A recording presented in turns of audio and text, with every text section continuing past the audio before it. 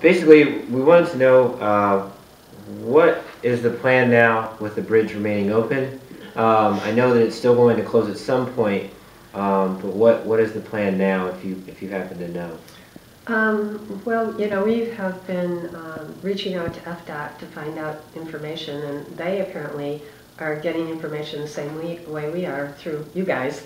So they don't have a lot to tell us except what we've heard in the press, that they're going to try and fix it. It'll be closed for a few months while they try and fix it, you know, hopefully they'll fix it and then it'll open up and they'll continue to build the bridge. It's going to delay the completion of the new bridge, and it's going to cost more money. And I don't know, you know, I think probably there's some thought in their mind that it's possible that they can't fix it. You know, they're going to certainly have to try, but we are right now, you know, we've been talking with people all along. We've been talking with the town of Palm Beach, and of course all of our events people and our police and you know, everybody who needs to be involved, our emergency responders.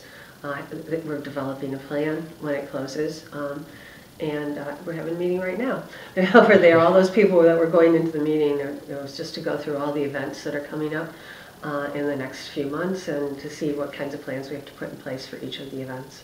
The boat show is coming up, but we believe that the bridge will be open during the boat show, because they said April 1st, the boat show is before that.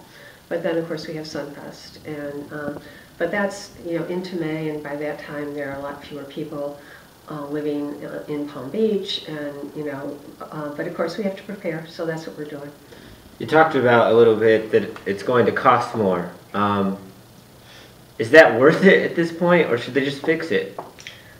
Well, you know, that's not for me to answer, really. That bridge is 82 or 84 years old. We need a new bridge there. And unfortunately, it's going to be inconvenient while they're building a new bridge. One way or the other, it's going to be inconvenient. And it's going to be something that we're going to have to learn to live with. One of the plans that they have talked about, I guess in an emergency, when it does close for however long it does, I was told by the Department of Transportation it's looking like 2 to 4 months whenever it does close. One of the plans that is being thrown out there is possibly flying Trauma Hawk over there to pick people up. Now it only goes over there 10 times a year. I guess this would be like once a day. Wouldn't it just be better to just go around, or, I mean, that's going to cost a lot too for everybody, right? It is. I happened to be speaking with the CEO of Good Sam, and he was talking about that. They're looking into everything, you know. We're also going to look at equipping our fire rescue vehicles with something called Opticon that allows you to change the lights. And this way, you know, if they come up to a situation where there's backed up traffic, they can change the light, and they can change multiple lights so the traffic can just move out quickly. We're looking at everything. What of the things that you guys have looked at, what do you feel is the best option right now that they've kind of brought up? Well, I think the best option is planning. You know, we know when the peak hours are. We know when we're going to have our events. I think we need to plan around those. We need to make sure we have more boots on the ground, make sure we've thought about ingress and egress of traffic, and planned it. The other option, I think, is negotiating with the Coast Guard and whomever in terms of the other bridges when they remain closed. If they can remain open during rush hour, I think that will help a lot. So I think that's another viable way to look at some solutions. But it all goes back to planning. You've got to be ready for it. Do you feel like the Trauma Hawk option is too pricey of an option, or one that won't help? I don't know enough about that to make a statement. Okay. Yeah, I don't know. You know, and the question I heard was where it was going to land in Palm Beach, and I heard it would land on a golf course or something like that. We've got 4 different locations. A golf course, the schoolyard, the Breakers has also said that they would let them land on their golf course. I know that Trauma Hawk is something that is, you know, funded by the taxpayers. So that's, you know, why my question was, you know, with all of this is funded by the taxpayers. You know, all the FDOT work, and FDOT's going to have to You know, they have said that they would help defray some of the costs of the city if we needed more police or more hours. So it's going to cost a lot of money. Yeah. All right. You have the Riverwalk meeting tonight. Mm-hmm. What do you see as the main issues there?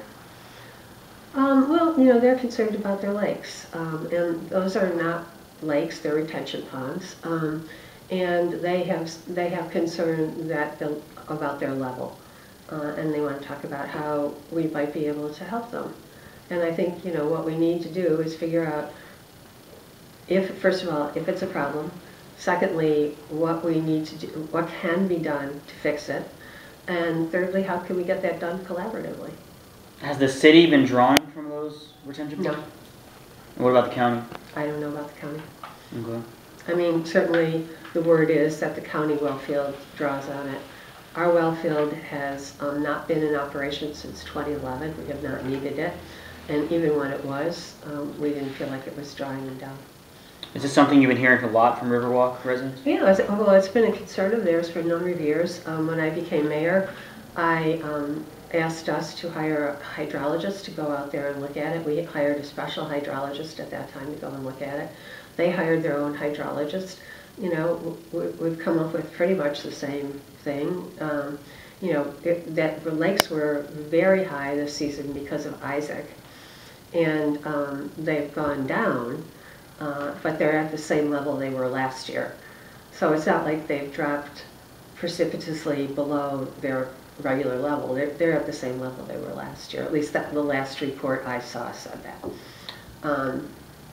But, you know, if we can find a solution and it's something we can do to address it that's, you know, within our purview, we want to help them.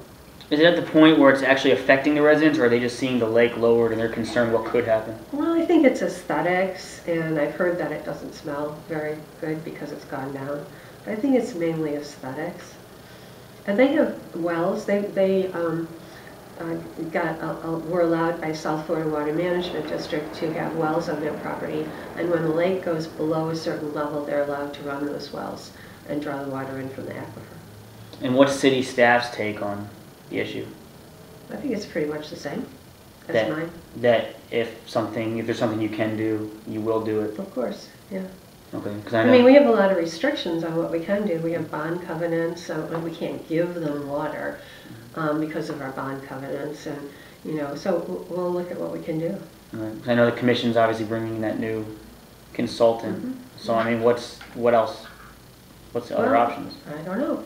I'm not an expert in this field, and hopefully, you know, as we get our people together with the new consultant, and the Riverwalk people will be able to come up with some kind of ideas. I mean, has this become a political issue? I mean, this was made a week before the election. It was kind of quickly put together, this workshop. I don't know. Are you going to be at the meeting? I am.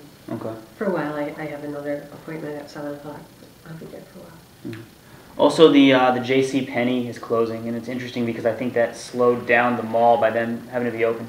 What's your thoughts on that after all that, they're closing? Well, you know, I'm really sad that they're going. There's 125 people who are losing their jobs. And it's hopefully, when I talked, the lady from JCPenney called me directly to tell me they were closing. And she said she was very hopeful that most of the 125 jobs would be absorbed in their other penny stores around the county.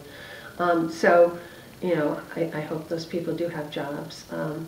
That being said, I think now that the mall will be able to move forward more quickly. And they are moving forward, and they're coming in with an expansion, actually, which they thought they wouldn't bring in for another 5 years. They're bringing in now for further square footage. So they're moving right along. Oh, so what kind of expansion? Just more space? More space, yeah. Yeah. For the same, similar, I mean, for shops, restaurants, Right. a little bit of everything? Well, the restaurants are going to be on the outer ring. Okay. The shops are, you know, internal. Does that kind of bother you at all? That JCPenney, they you know, slowed the whole thing down by staying open, and then after all that, they closed? Mm-hmm. You know, it probably bothered the developers of the mall more than me.